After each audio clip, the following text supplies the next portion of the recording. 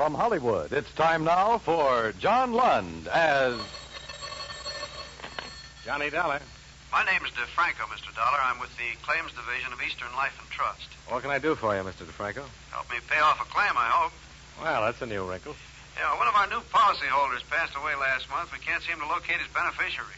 Well, maybe he doesn't want the money. It's a she. Everybody wants money, especially insurance money. Would you like to take a whack at it?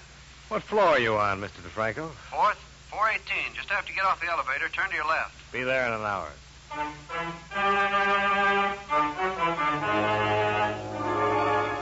John Lund in a transcribed adventure of the man with the action-packed expense account, America's fabulous freelance insurance investigator. Yours truly, Johnny Dollar.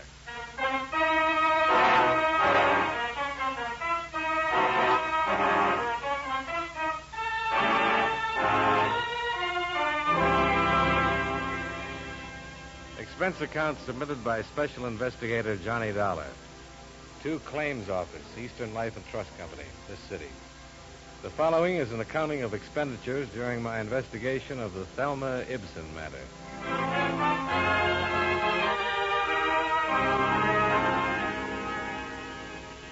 Expense account item 1, 15 cents, bus fare, from my apartment to Milton DeFranco's office, where we got right down to business. The deceased was a man named John Linden. He made his living selling papers in front of the Metropolitan Building. Oh, on 3rd Street? Yes. Did you ever see him? Yeah, I guess I have.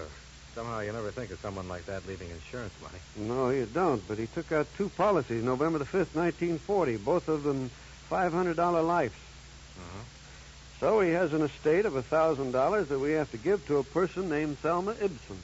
His daughter or something? No relation at all, just someone who stopped and talked to him one day. She must have had quite a line. Yeah, you'd think so, but I doubt it. She was only 10 years old at the time. Oh. I got all this from the agent who wrote up the policy. Used to buy his papers from old John. One day he told the agent he wanted to take out some life insurance so he could do something nice for a little girl he'd met that afternoon. And that's it. Well, quite a profitable meeting for her, huh? Yeah. Of course, $1,000 isn't a lot of money these days. But from him, it's a lot. Yeah. Thelma Ibsen must be 23 or 4 by now. I'd like to see her face when she gets that insurance check and finds out who it's from and why. Might prove something about something. Yeah, it could, or maybe she isn't doing nice things for people anymore. Well, let's hope she is. I keep thinking of that old man out there hustling papers every day to make his $1.52 in premiums every week. It gets me somehow. Huh? He only saw her that one day in his life.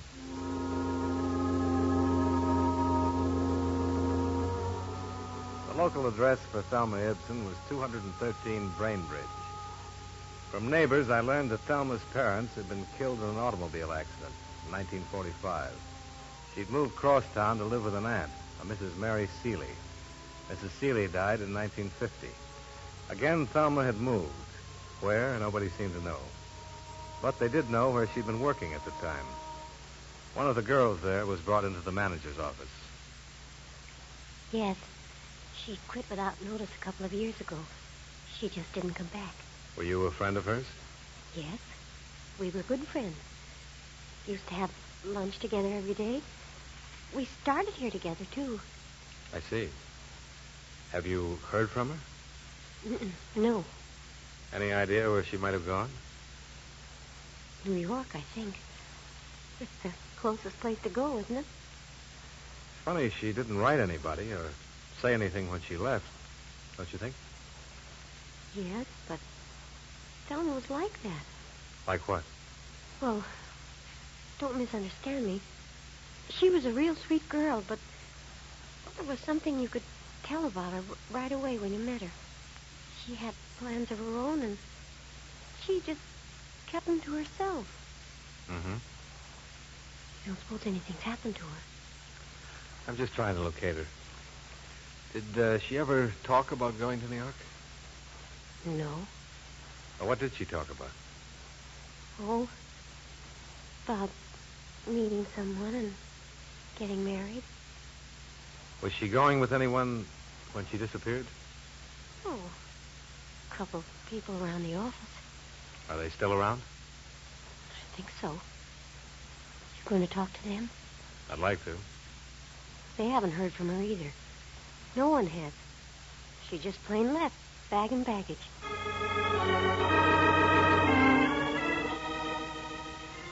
At the apartment hotel where she'd been living since her aunt's death, I learned that Thelma Ibsen had suddenly checked out with all of her belongings around Christmas of 1950. No forwarding address. The hospital, jail, and morgue records for the previous 2 years were covered. Nothing came up. A high school annual provided a fairly good picture of a tall, smiling girl with a pleasant face looking out from under a miter cap. The Motor Vehicle Bureau recorded a driver's license issued in her name. A right thumb and forefinger print came with it. The picture, the prints, and all available information went into a file. Thelma Ibsen became a missing person.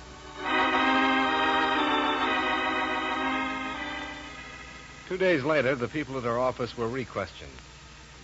And then one of them recalled a man that she had been seen with just before her disappearance. Expense account item 2, $15.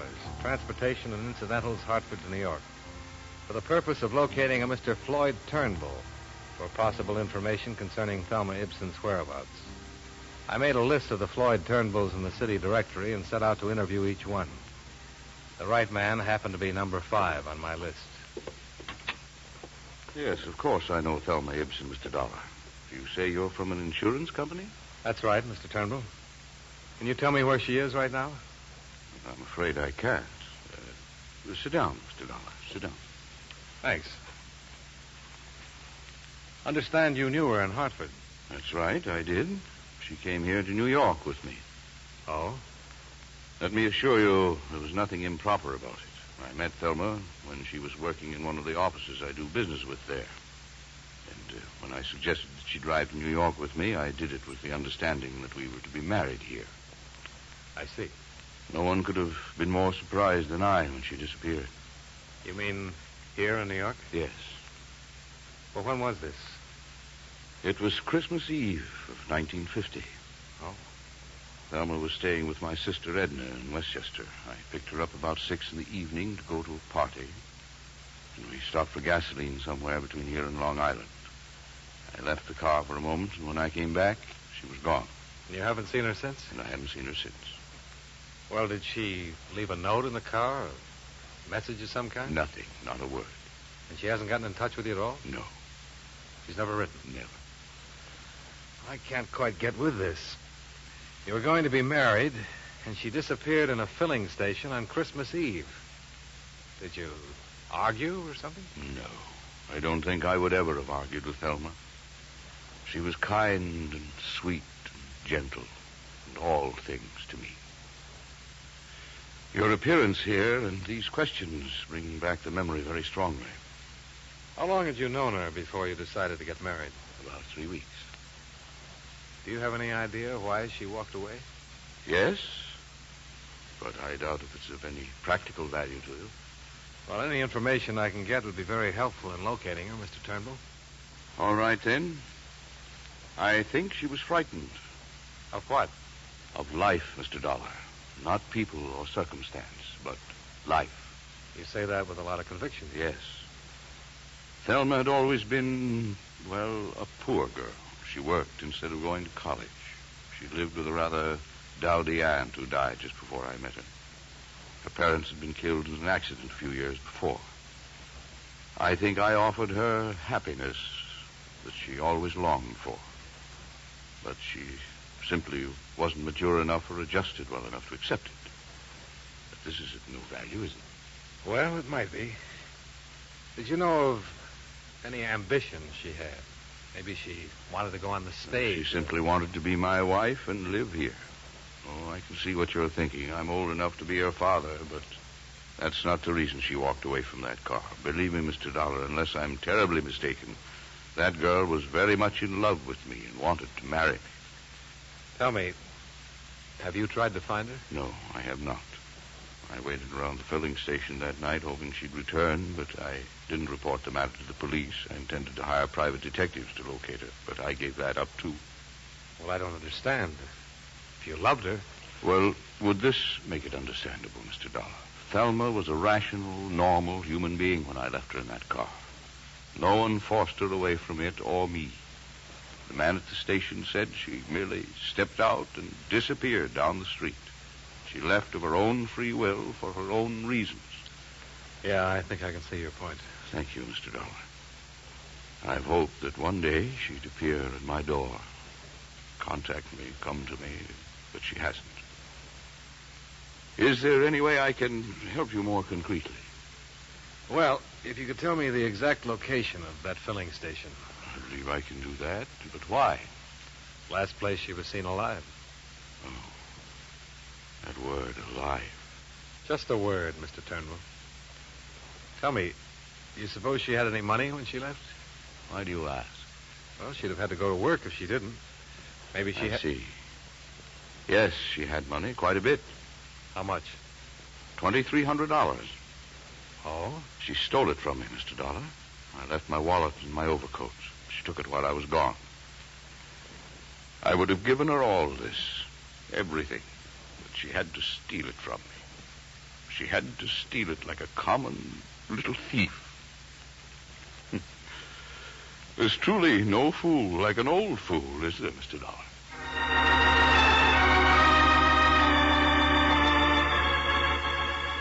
When I left Turnbull, it struck me. Here was the second elderly man in Thelma Ibsen's life. One had given her money which she wasn't around to receive, and from this one she'd taken money and didn't wait around to say thanks. Expense account item 3, $50.50. Car rental and incidentals involved in checking Floyd Turnbull's story. A major oil company owned and operated the filling station where Thelma Ibsen had been seen last. Their payroll records named 3 attendants on duty, Christmas Eve, 1950. I located and interviewed all 3. Enclosed fine statement of Earl Camden. Sure, I remember that chick. Better look in this picture, I'll tell you that. Well, anyways, she drove in with the old guy, see? He hadn't been away from the car more than 20 seconds before she was out and walking down the street as fast as she could go. Well, when he came back and asked what happened to her, I told him. Well, and he went back and sat in his car for maybe a couple of hours just waiting for her. I knew she was gone for good. I felt sorry for the old geezer. She shouldn't have run out like that. Christmas Eve and all. Edna Turnbull Spencer, Westchester, verified her brother's story. Thelma Ibsen had left all of her clothes at the house. Mrs. Spencer had not heard a word from her since Christmas Eve of 1950. The matter went to the New York Police Missing Persons Bureau. A check on the morgue and hospital records was unsuccessful. However, the police fingerprint files turned up an interesting lead. Misdemeanor, drunk, disturbing the peace. She was fined $25 a night, court April 25th, 1951. What's the address? 1212 Yardley. 1212 Yardley. Okay.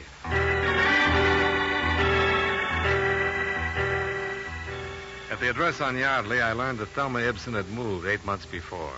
Again, there was no forwarding address. The landlady turned out to be quite talkative, however. I'm glad, too, she moved from here, Mr. Dollar. I'd like to help you find her, but I'm awfully glad she moved from here. Well, why do you say that, Mrs. Prentice? Oh, noisy. Parties all the time. I run a quiet place for quiet people, you know. Yes, I'm sure, but... I thought she was the quiet type when she took the apartment, or I'd never have given it to her. She told me she was secretary, that she worked downtown. Did she say where? Oh, no. And she didn't work. How could she? She was out every night and slept most of the day. And men who used to come to see her. Honestly. Do you know any of them, Mrs. Prentice? Oh, no. Just men. All kinds, all sorts. I see. Was she friendly with anybody in the building? No. Did she go with any particular man? I couldn't say. All I can tell you is I'm glad she doesn't live here anymore. I'm awfully glad.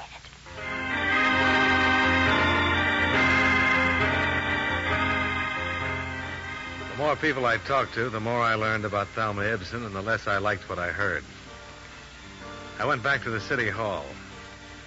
It had occurred to me that hardly anyone is ever arrested for being drunk and disturbing the peace alone. I was right.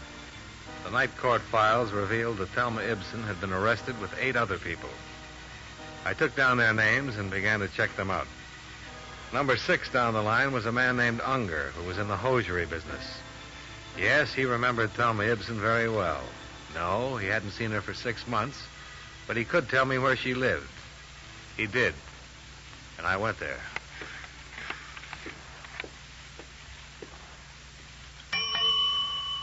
Yes, sir. May I help you? I'm looking for Miss Thelma Ibsen. Oh, I'll ring her room. Is she expecting you? No.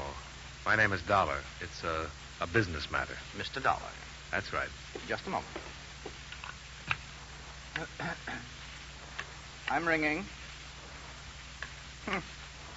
Well, I don't understand that. What?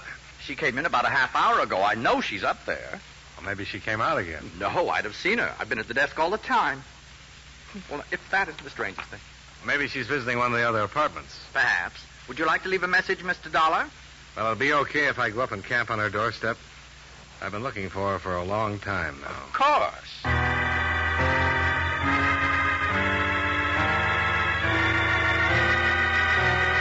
I took the elevator up to the 15th floor and walked down the hall to Thelma Ibsen's apartment. The door was standing partially open. All the lights seemed to be on. Miss Ibsen? Miss Ibsen? Miss Ibsen? Go back. Get away from this room. What? Get away or I'll jump. I'd found Thelma Ibsen, only she was standing on a ledge outside the window, all ready for a leap into eternity.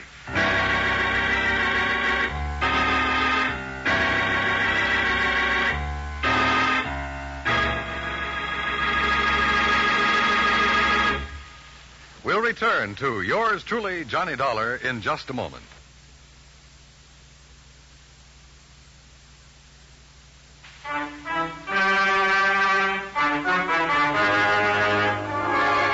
Now, with our star, John Lund, we bring you the second act of yours truly, Johnny Dollar.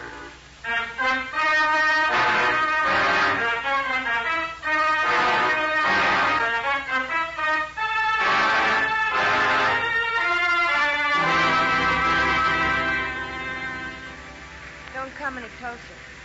I won't. Thelma, What? you better come in now. You don't want to do this. I'm going to do it. It's cold out there. Don't you think you should come inside? I'm going to jump. Stay away now. Don't try to grab me. I'll do anything you say, Thelma. Okay. I never saw you before. How do you know my name? I've seen you. No, you haven't. I remember people. Watch. Just going to light a cigarette. Do you want one? No. Can I have one?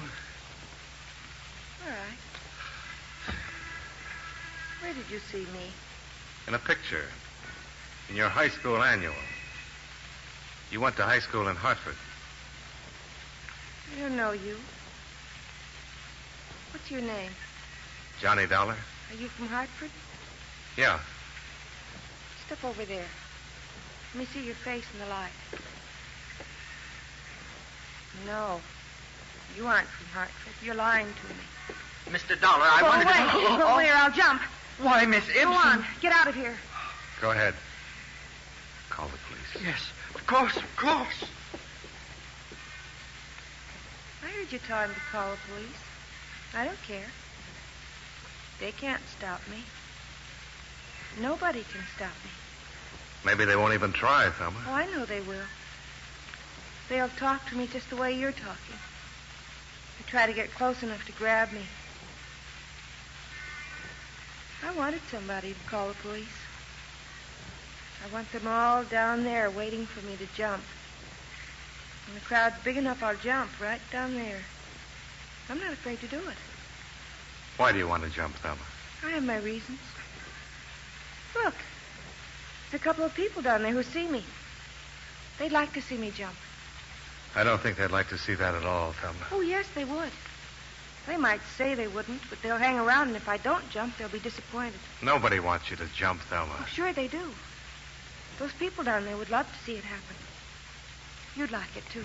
If I wanted to see you jump, I'd be waiting on the street with those people. But I don't want to see you do that. And neither do they. I want you to live, Thelma. That's more people down there now. Oh, they're getting the big lights up here. God. Thelma, look. If you're broke, if you need money... Don't come any closer, I told you before. I want to help you, Thelma. Nobody wants to help me. Nobody's ever wanted to help me. You're wrong about that. Floyd Turnbull wanted to help you. Floyd Turnbull? You met him? Yes. And he's still very much in love with you. After I stole money from him and walked out on him? The money meant nothing to him. He still loves you, Thelma. Thelma? I don't love him. I never loved him. He thought so. He was just nice. Why did you leave him that way? I'm no good. Never have been, you know. I've never been any good to anybody. Would you like to talk to Floyd? No. I don't want to talk to him or anybody. I know. But after I jump, I want you to tell Floyd something. Sure. Tell him I meant to send the money back to him. I didn't think it was that much. Tell him I never was any good at all. That I left him because of that. All right. You can tell him I loved him. He'd feel good, I think. All right. Go back! I don't care who you are. Go back or I'll jump right now. Wait. Close that hall door. If you want to see me jump, you'll have to watch from the street down there with the others. Close it!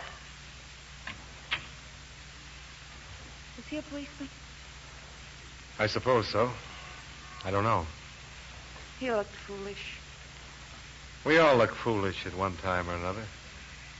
It passes. Do I look foolish? Yes, Thelma, you do. You're not going through with this. In the end, you'll come back into this room and everybody down there will go home. That isn't true. You know that for the first time in my life, I know exactly what I want to do, how I want to do it. I'm going to jump. From what I know about you, I thought you always knew pretty much what you wanted out of life. I never knew anything. And it's all botched up. I'd be happy one minute and crying the next. Things kept happening all the time. Got so tiresome. When Mom and Daddy died, I should have died, too. Then I wouldn't be here making all those people down there have bad dreams for weeks to come. I should have been with them when they were killed in that car. Well, it won't be long. I won't be tired anymore pretty soon. Thelma, wait. Wait for what? You say you've talked to people who've known me, who know what I was and what I am. I didn't turn out the way they wanted me to, did I? I didn't even turn out the way I wanted to be. Look at me. Why should I wait? One man I didn't talk to had more faith in you than anybody else. He was an old man who sold newspapers in front of the Metropolitan Building. His name was John Linden. Old John. Thelma? Old John? Old John. You met him one day when you were a little girl. It meant a lot in his life. An awful lot. You remember old John? Yes. I went downtown after school to look in the windows. I had a nickel and I bought a paper from this old man. I talked to him. He said I was a very nice girl, and he asked me my name and where I lived. What did you talk about, Thelma? About school. And about growing up. He told me I'd grow up someday to be a lovely woman. He said, lovely woman. He was very nice. What else did you talk about? School. He asked me what grade I was in. Let's see. I guess I was in the 5th grade, or maybe the 6th. It was such a long time ago. But you remember it. Of course, I remember it now. Where's John now? He died a month ago, Thelma. He left you all his money. What money? What money would that poor old man have? Insurance money. Comes to $1,000. You're lying. No, I'm not, Thelma. That's why I've been looking for you. It's my job to see that you get the money that he left for you. He wanted you to have it. But why? I didn't know him only that afternoon. But he wanted to help you. You're making all this up. It's all a lie. No. No, look. What? These prove I'm from the insurance company. Here. Throw them over. All right. You see? He wanted you to have something. That old man. That poor old man. I only stopped and talked to him.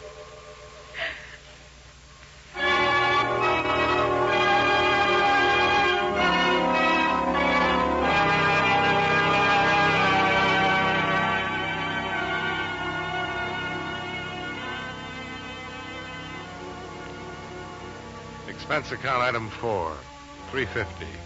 Martinis. I needed them. It was my first, and I hope my last, experience with an intended suicide. The psychiatrists who examined and treated Thelma Ibsen believe that she'll make a complete recovery in time. They say it'll take months to determine the exact cause of her breakdown. But as far as we're concerned, the case is closed. Claim filed. Expense account, item 5, same as item 2. Transportation back to Hartford. Total, $84.15. Yours truly, Johnny Dollar.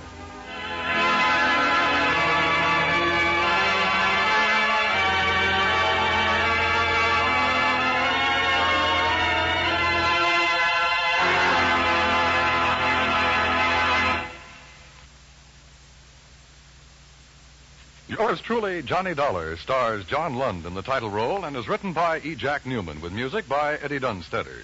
John Lund can currently be seen in the Universal International picture Just Across the Street. Featured in tonight's cast were Tom Tully, Jeanette Nolan, John McIntyre, Joe Kearns, and Virginia Gregg. Yours truly, Johnny Dollar, is transcribed in Hollywood by Jaime Del Valle.